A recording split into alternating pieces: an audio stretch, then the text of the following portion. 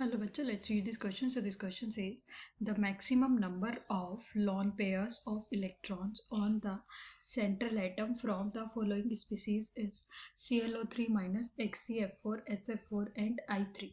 So इस question में जो की कॉन्सेप्ट है वो क्या है? Lawn pairs. So key concept is lone pairs. So lone pairs are the pair of electron that do not participate in bond formation. So lone pair is the pair of electron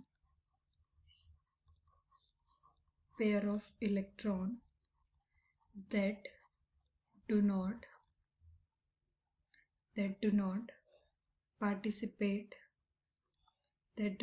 participate in bond formation. Bond formation में जो electron pair participate नहीं करते उन्हें क्या बोला जाता है? Lone pair. तो यहाँ पे हमें कुछ मॉलिक्यूल्स गिवन है जिससे हमें बताना है कि उसमें कितने लॉन पेयर प्रेजेंट है. तो पहला जो हमारा है that is ClO3 minus. So Cl जो यहाँ पे सेंट्रल एटम है दैट इज क्लोरीन. अगर हम इसका इलेक्ट्रॉनिक कॉन्फ़िगरेशन करें 17 that is 1s2 2s2 2p6 3s2 3p5. क्योंकि हमें सेंट्रल एटम के ही लोन पेयर बताना है तो हम यहाँ पे सेंट्रल एटम का निकाला. तो सेंट्रल एटम जब ये ऑक्सीजन से एक कंबाइन होगा, ऑक्सीजन डबल बॉन्ड शेयर करेगा, डबल बॉन्ड, और जो इसके पास लोन पेयर बचेगा कितने? एक लोन पेयर बचेगा. यहाँ पे इसने टोटल इसके पास 7 वैलेंस इलेक्ट्रॉन है जिसमें से 5 यूज़ कर लिए और अभी कितना 2 electron that means 1 lone pair वहाँ पे बचता है. ऑक्सीजन के पास एक ही इलेक्ट्रॉन यूज़ किया है तो 6 इलेक्ट्रॉन बचेंगे. यहाँ पे 2 यूज़ कर लिए हैं तो 4, यहाँ पे भी 2 यूज़ कर लिए हैं तो 4. नेगेटिव चार्ज है तो हम इसको बंद कर देते हैं नेगेटिव चार्ज लगाने के लिए ब्रैकेट में. तो यहाँ पे अगर सेंट्रल एटम के पास देखें तो कितना 1 लोन पेयर प्रेजेंट है. नेक्स्ट जो हमारा कंपाउंड है दैट इज XeF4. XeF4 में हम यहाँ पे चेक कर लेते हैं XeF4. So xenon is 54.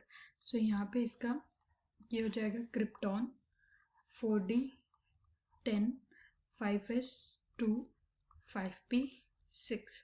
सो जब हम इसका इस जेनॉन के पास वैलेंस इलेक्ट्रॉन टोटल 8 है तो हम इसका जब बॉन्डिंग कराएंगे फ्लोरीन के साथ तो एक एक इलेक्ट्रॉन उसने यूज़ कर लिया.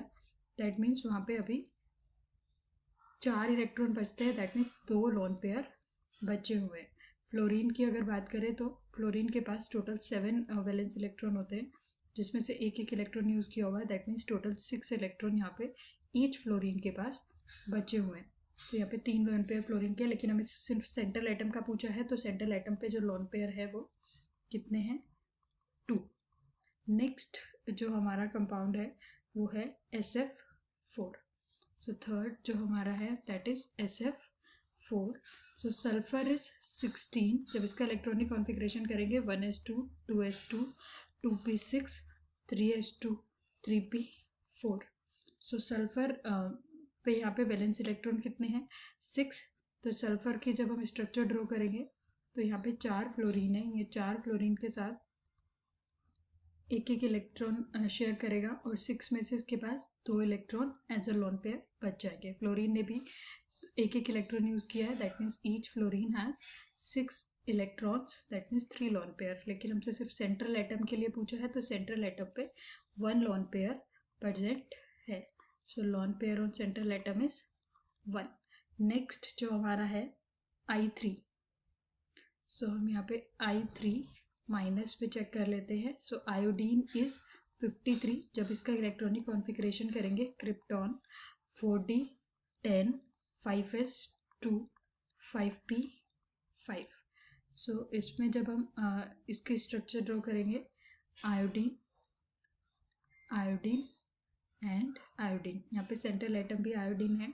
सो एक एक यहाँ पे टोटल 7 है और एक एक इलेक्ट्रॉन शेयर किया है. दैट मीन्स 7 इलेक्ट्रॉन यहाँ पे बचे हुए हैं. लेकिन सेंट्रल वाला जो हमारा है उसने 2 इलेक्ट्रॉन शेयर किए हैं. दैट मीन्स उसके पास टोटल कितने 3 लोन पेयर बच जाएंगे. सो यहाँ पे जो आयोडीन के पास लोन पेयर है 6 इलेक्ट्रॉन है।